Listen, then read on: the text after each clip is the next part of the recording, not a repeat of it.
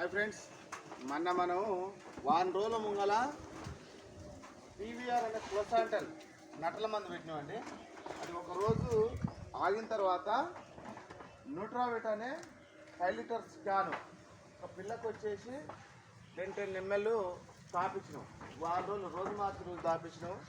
అదేవిధంగా క్లోసాంటల్ అనే నటల మందు వచ్చేసి పిల్లకు 5 నుంచి 10 పాయింట్ల వరకు తాపినాం.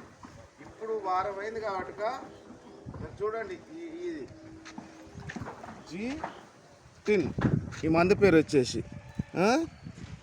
ఈ జీటిన్ అనే మందు ఒక పిల్ల